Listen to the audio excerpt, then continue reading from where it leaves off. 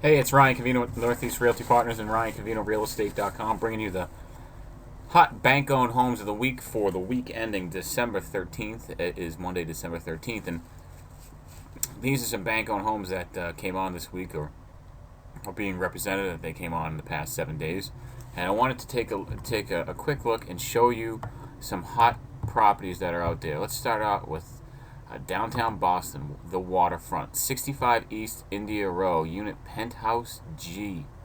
So this is a 4-room, 2-bedroom, 2 full bath. It's about 1,243 square feet. And here's the kicker: it is located on the 41st floor, so you are um, certain of terrific views. It does look like it's a little beat up. Really not getting a feel for the layout from these pictures.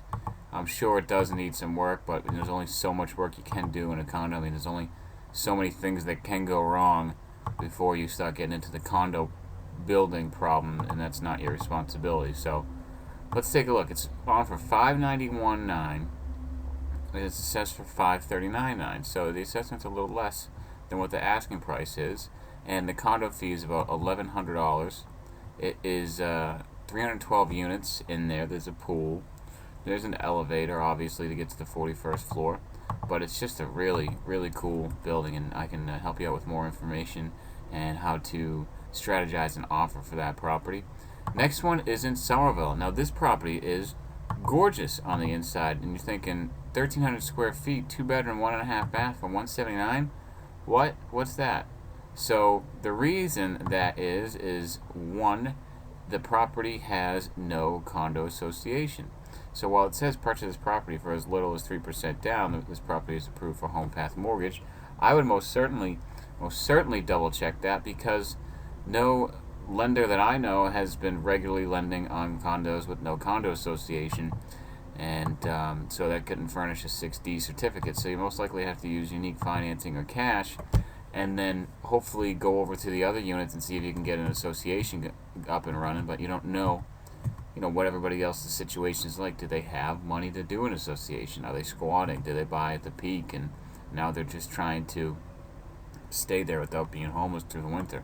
There's a lot of things that need to be accounted for, but something we certainly should look into more if we can find out some more information about the place, or if we think we can get together and get association up and running. Now let's look at the multifamilies. We got a few hot multifamilies. Look at this one in Lynn. It's a 2-family. It's got 2 units. It might be able to get some more bedrooms up here in the attic, but it's on for $123, and you got total 2 bedrooms per unit. You usually can get about $1,000 or so for that, maybe a little more depending on the condition, but you are sitting pretty there with a 2-bedroom at that price point. So that's a good one for an investor. We got 404 Bryant in Malden. Look at this place. It's $274,900. It doesn't look like it's too poor of condition. We assume that all the time we're going to replace carpet if we see it in a bank home. And it looks like they tried to make some efforts to clean it up, but most certainly, little paint, little carpet, you'll be up and running. Maybe redo the floors. But that was on for 3 days. Then we got 17 Autumn Street in Somerville. It's $429. It is a 3-unit, 2 bedrooms per unit. It looks like it's got some nice vinyl siding and some new replacement windows, and it has some apartment quality renovations. I have that in quotes because who knows? They're just trying to tell us that it's not homeowner quality. Who knows? 2 kitchens and baths. Some quality renovations to kitchens and baths. Separate heating systems. Separate electrical, which is always great for a investor or owner occupied for that matter.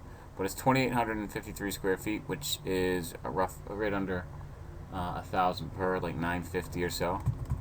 And this is assessed for 410. So I wonder what's going on here. If it's the location or because there's plenty of parking, and it looks like a good deal. And then I just wanted to show you this. If you really wanted to be a unique, creative investor, you could head up to Winchton, Mass, which is all the way out there.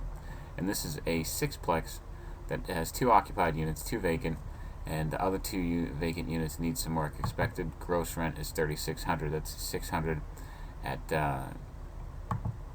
6 units. You can see here does need some work. Looks like there's some water. But this property, if say if you got it for $130 and you put your 20% down, which would be $26,000, you've been making $2,600 a month on the maybe 20. Let's call it $2,000 after miscellaneous items. So you're making $2,000 on the property, and then all of a sudden, if you do these deals where you can make $2,000 a property, and you find 10 of them, all of a sudden you're making $20,000 a month now. So things to take into consideration when looking at these properties. And now let's head over to the single family. We got 10 Canterbury Street in Andover. Look at this cute colonial 6-room, 3-bedroom, 1,700 square feet, $369. It looks really nice. It does look like it might have some low ceilings, so people who are over 6'5" or so might be a little bit too small for it, but it does have some floors that could possibly be refinished. I'm trying to get these do look like vinyl replacement windows, and I think that's a really cool property and a good deal at $369. And yeah, it's assessed for $421, so that is something I think that will go quickly. We got 37 Greenwood Road in Linfield. This one's on for $299, and this is a good for the handyman and contractor. It's in this assessed in the $394 range, but I think what would be a good use for this property is tearing this place down and building a new home. Just build a, what can you put on a half an acre lot? Probably something nice. So that's what I think you should do with that place. And then we got this 2060 Turnpike Street in North Andover. I don't know where this is. Let's MapQuest it. Turnpike Street sounds like a main road. It is. It's 114 as I expected. This is the Harold Parker Road. You know what? If 125 is... Oh, I know exactly where this is. So this is... You're pretty much heading into Danvers when you head this way.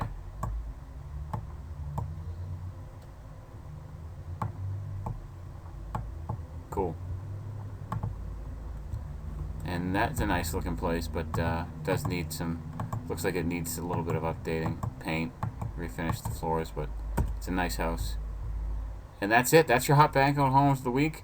May add a couple more, but if you need any questions answered, give me a shout, Ryan at ryancavino.com or 978-835-6870. Talk to you soon.